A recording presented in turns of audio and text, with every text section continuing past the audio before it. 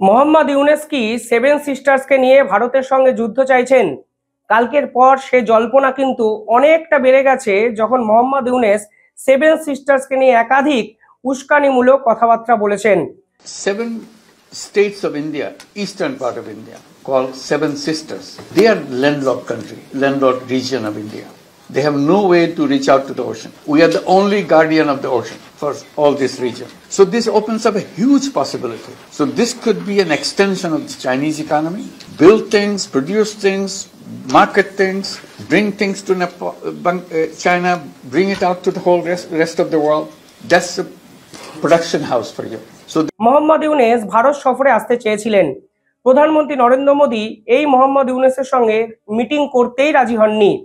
পরবর্তী পরিস্থিতিতে বাংলাদেশ সরকার চেয়েছিল ৩ তারিখ যখন থাইল্যান্ডে বিমস্টেক সম্মেলন হবেন এবং সেই বিমস্টেক সম্মেলনে নরেন্দ্র মোদী এবং মোহাম্মদ ইউনুস দুজনেই উপস্থিত থাকবেন, ঠিক তখন যেন একটা মিটিং করানো যায়। কিন্তু এখন অবধি যা খবর, নরেন্দ্র মোদী মোহাম্মদ ইউনুসের সঙ্গে মিটিং করতে আগ্রহই প্রকাশ করেননি। যদি পরবর্তীকালে এই মিটিং হয় তাহলে অত্যন্ত সারপ্রাইজিংলি এবং তাৎপর্যপূর্ণভাবে সে মিটিং হতে পারে। কিন্তু চীন সফরে যাওয়ার নেপথ্যে কারণগুলো কি? দেখুন, প্রথমেই মোহাম্মদ ইউনুস ঠিক প্রথম থেকেই চেয়েছে চীনের গ্র্যান্ড এন্ট্রি যেন বাংলাদেশে হয়। তিনি বিভিন্ন উপায়ে চেষ্টা করেছেন।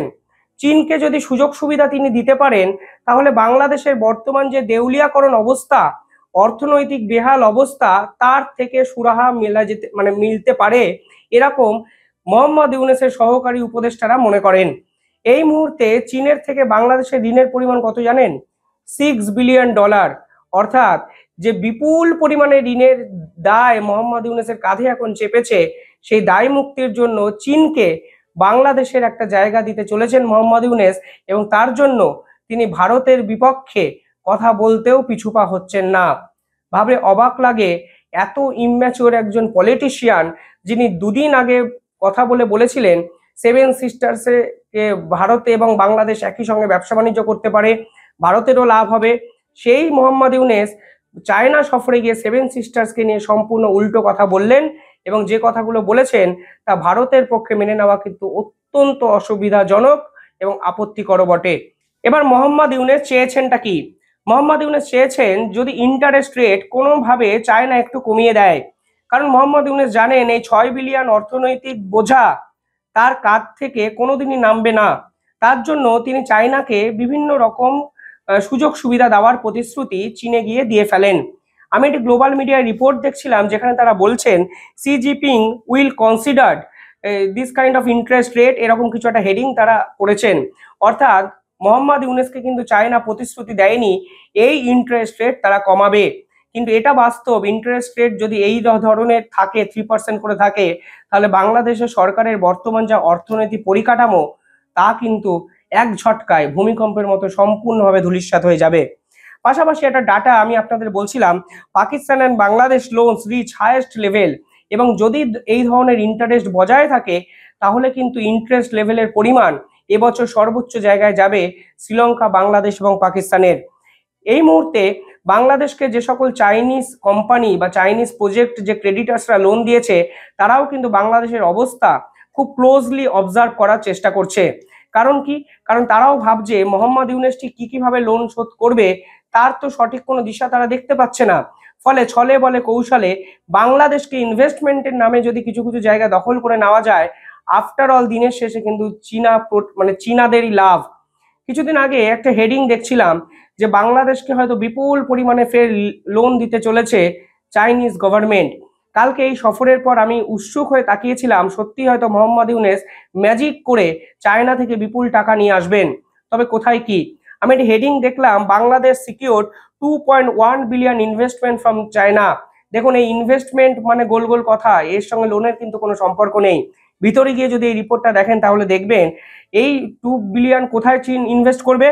1 বিলিয়ন ইনভেস্ট করবে বাংলাদেশে যে চাইনিজ ইকোনমিক্যাল জোনগুলো আছে, ইন্ডাস্ট্রিয়াল জোনগুলো আছে সেই জায়গায়। 400 মিলিয়ন ইনভেস্ট করবে মঙ্গলা পোর্টে, 150 মিলিয়ন ইনভেস্ট করবে টেকনিক্যাল অ্যাসিস্ট্যান্সে। অর্থাৎ 2.1 বিলিয়ন টাকা তারা কোথায়, কবে, কতদিনে ইনভেস্ট করবে সেই সঠিক দিশাও কিন্তু চাইনিজ সরকার মোহাম্মদ ইউনুসকে দেয়নি।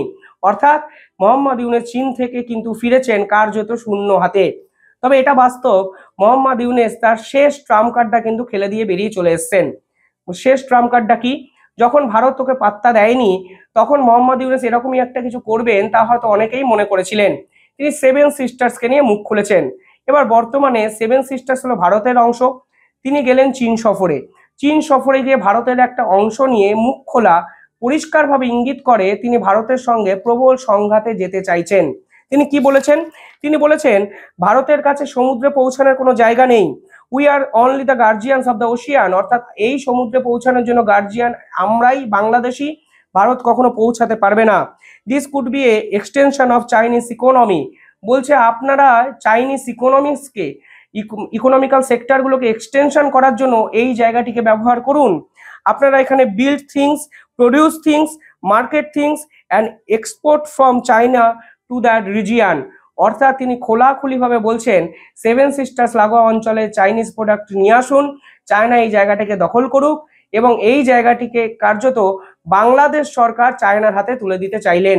Things, produce things, market things, bring things to China, bring it out to the whole rest of the world. That's a production house for you. So that's the opportunity we should seize and we should implement, we should get it done. Nepal has unlimited hydropower, which is a blessing. Bhutan has unlimited hydropower. That's a blessing. We can bring it to our purpose, to our setting up our factories and so on. And from Bangladesh, you can go anywhere you want because the ocean is in our backyard. So Mohammad Yunus কি জানেন না বর্তমানে বাংলাদেশের যা geopolitical situation তা তিনি প্রবল বিক্ষোভের মুখে পড়তে পারেন, বা ভারত যদি এই জায়গায় পাতা নড়ানোর চেষ্টা করে তাহলে বাংলাদেশও কিন্তু সম্পূর্ণভাবে ভূমিকম্পের মতো ধূলিসাৎ হয়ে যেতে পারে। বাংলাদেশ সরকার জানে এই মুহূর্তে বাংলাদেশ 3 দিক দিয়ে ভারত দ্বারা আবৃত। শুধু তাই নয়, বাংলাদেশের 90% এক্সপোর্ট ডিপেন্ড করে আছে ভারতবর্ষের উপর, এবং সবটাই ইম্পোর্ট যে বাংলাদেশ করে তার কিন্তু সবটাই সি ওরিয়েন্টেড, অর্থাৎ সামুদ্রিক বন্দর ওরিয়েন্টেড। এই সামুদ্রিক বন্দর ওরিয়েন্টেড জায়গায় যদি ভারতবর্ষ কোনো কিছু অ্যাকশন নেয় তাহলে বাংলাদেশের ইকোনমিক্যাল ক্রাইসিস শুধু হবে না, বাংলাদেশ কিন্তু যুদ্ধের মুখোমুখি এসে দাঁড়াবে। ভারত সরকার, বাংলাদেশ সরকার, দুই সরকারই কিন্তু এই পুরো বিষয়টা জানে। বাংলাদেশ সরকার জানে এই মুহূর্তে ভারত এবং বাংলাদেশের মধ্যে 54টা নদী একে অপরের দেশে প্রবাহিত হয়। যদি ভারত সরকার নদীর জল কোনোভাবে বন্ধ করে দেয় তাহলে কিন্তু বাংলাদেশ চূড়ান্তভাবে ফেঁসে যাবে এবং অনেক কিছু বাংলাদেশে ধ্বংস হয়ে যাবে। কিন্তু মোহাম্মদ ইউনূস এই সকল জেনেও সেভেন সিস্টার্স নিয়ে কেন মুখ খুললেন? কারণটা খুব স্পষ্ট। মোহাম্মদ ইউনূস চায় দিনের পর দিন ক্ষমতায় টিকে থাকতে, এবং এই নির্বাচিত সরকার যদি বাংলাদেশে আসে তাহলে কোনো না কোনো সরকারের মুখপাত্র হয়ে ফের একবার প্রধানমন্ত্রী হওয়ার স্বপ্ন মোহাম্মদ ইউনূস কিন্তু দেখতে শুরু করে দিয়েছেন। মোহাম্মদ ইউনূস চায় ভারত যেন এর পাল্টা কিছু প্রতিক্রিয়া দেয়। তাহলে বাংলাদেশের অবস্থাটা কি হবে ভাবুন। বাংলাদেশের মানুষকে খাওয়ানো যাবে এই মোহাম্মদ ইউনূস হলো চূড়ান্ত ভারত বিরোধী এবং ভারতের সঙ্গে চোখে চোখ রেখে লড়াই করতে পারছেন, কিন্তু আসলে বাস্তব রিয়েলিটি হলো মোহাম্মদ ইউনূসকে পাত্তাই দিচ্ছে না ভারত সরকার। আর পাত্তা দিচ্ছে না বলেই নরেন্দ্র মোদীর বৈঠকও তিনি করেননি, এবং মোহাম্মদ ইউনূসের সেভেন সিস্টার্স নিয়ে এই ধরনের মন্তব্যের পাল্টা একটা সেন্টেন্সও আজ অব্দি কিন্তু বলেননি। তাহলে মোহাম্মদ ইউনূসকে অতিরিক্ত প্রশ্রয় দিয়ে দেওয়া হয়, যা মোহাম্মদ ইউনূস এখন নিজে চাইছেন। ভারত যদি এই মুহূর্তে মোহাম্মদ ইউনূসকে নিয়ে মুখ খোলেন তাহলে মোহাম্মদ ইউনূস এখন আন্তর্জাতিক ক্যারেক্টার হয়ে যাবেন। আজকে আমেরিকা মোহাম্মদ ইউনূসের পাশে নেই, সুইজারল্যান্ড নেই, একের পর এক দেশ বাংলাদেশ থেকে মুখ ফিরিয়ে নিয়েছে, বিদেশি ইনভেস্টমেন্ট নেই, সর্বক্ষেত্রে একটা অরাজকতা পরিস্থিতি সৃষ্টি হয়েছে। কবে নির্বাচন হবে কেউ জানে না। এই মুহূর্তে দাঁড়িয়ে মোহাম্মদ ইউনূস চাইছেন যদি ভারত কোনো না কোনোভাবে বাংলাদেশকে নিয়ে, সেভেন সিস্টার্সকে নিয়ে এবং মোহাম্মদ ইউনূসকে নিয়ে একটিবার মুখ খোলেন তাহলে হিরো হওয়ার সুযোগ মোহাম্মদ ইউনূসের কাছে কিন্তু এসে পৌঁছাবে। অর্থাৎ তিনি সেই ভারত বিরোধিতাকে কাজে লাগাতে চেয়েছেন, মানুষের আবেগটাকে ইউজ করার চেষ্টা করেছেন, যা সুদূর প্রসারী যদি আপনার ফলাফল দেখেন তিনি চাইছেন ক্ষমতার অলিন্দে টিকে থাকতে এবং ভারত বিরোধিতাটাকে কাজে লাগিয়ে মানুষের মনে দিনের পর দিন টিকে থাকতে। কিন্তু যদি মোহাম্মদ ইউনূসকে প্রশ্ন করেন শেষ 8-9 মাসে এমন কি তিনি বাংলাদেশের জন্য করেছেন যাতে বাংলাদেশ সোনার বাংলাদেশ হয়ে গেছে, সে উত্তর কিন্তু তিনি দেখাতে পারবেন না। তবে আমার ব্যক্তিগতভাবে রিয়েলাইজেশন হলো ভারত সরকার এই মোহাম্মদ ইউনূসকে দিনের পর দিন প্রশ্রয় দিচ্ছেন, এটা কোথাও না কোথাও গিয়ে একটা কূটনৈতিক, একটা নমনীয় মনোভাব হয়ে যাচ্ছে, এবং আমার মনে হয় অবিলম্বে এর পাল্টা দেওয়ারও কিন্তু প্রয়োজন আছে। কারণ যে ভারতবর্ষকে দিনের পর দিন ছোট করছে তাকে প্রশ্রয় দেওয়া আমার মনে হয় কোনো ক্ষেত্রেই উচিত নয়। তবে আপনারা কি ভাবছেন কমেন্টে জানাবেন।